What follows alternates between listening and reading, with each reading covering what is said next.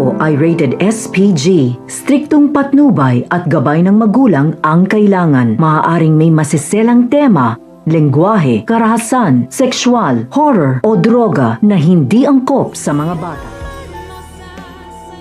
Mariing itinanggi ni Moira na may kinalaman siya sa masamang sinapit ni Don Pepe nang paulit-ulit siyang pagbintangan ni Giselle.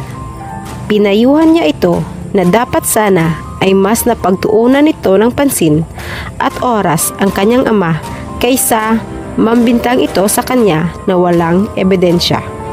At habang ginigisa ni Giselle si Moira tungkol sa kaso ng kanyang ama, ay nakatanggap naman ito ng masamang balita mula kay Lynette. Para itong binagsakan ng langit at lupa nang sabihin ni Lynette na wala na si Don Pepe. Hindi napansin ni Giselle ang lihim na pagngiti ni Moira at sa wakas ay tinupad ni Carlos ang pangako nito sa kanila na poprotektahan nito si Zoe. Hindi binigo ni Carlos sina Moira at Zoe na hindi nito pababayaan na makulong ang anak. Nabawasan na rin sa wakas ang mga alalahanin ni Moira dahil tinulungan siya ni Carlos na patahimikin si Don Pepe. Sinamantala ni Carlos ang pagkakataon na siya lamang mag-isa sa kwarto ng matanda. Kaya naisagawa nito ang nais na tuluyan ng patutulugin at huwag nang magigising ang matanda. At pinalabas na lamang niya na inatake ito. Kaya labis ang naging pag-iyak ni Annalyn at hindi nito matanggap na wala na ang kanyang lolo Pepe. Hindi makapaniwala ang batang doktor na mawawala ito dahil nagpakita ito ng magandang senyales at nagparamdam na sa kanya ang matanda. Samantala, nagkatotoo ang sinabi ng tendera kay Robert tungkol sa paru-paro na dumapo sa kanyang balikat, na ang kanilang mga mahal sa buhay ang nagpaparamdam sa kanila dahil tuluyan na siyang iniwan ng ama. At huli na ang kanyang pagsisisi na hindi na sila mag-aaway nito.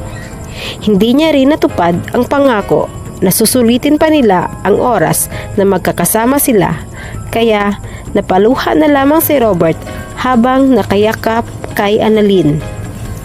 Habang si Lynette naman ay labis na awa ang naramdaman para sa kanyang anak at para kay Giselle na itinuring niyang kaibigan. At napaiyak na rin ito. Alam niyang mahal na mahal ni Annalyn ang kanyang lolo at alam niyang mahihirapan itong tanggapin ang pagkawala ng matanda. Sa kabilang banda, natupad ang masamang dasal ni Zoe dahil tuluyan nang namahinga ang kinikilalang lolo. Dahil sa takot na mawala sa kanya ang lahat kapag tuluyang magising si Don Pepe, ay sa demonyo ito nanalangin ng taimtim.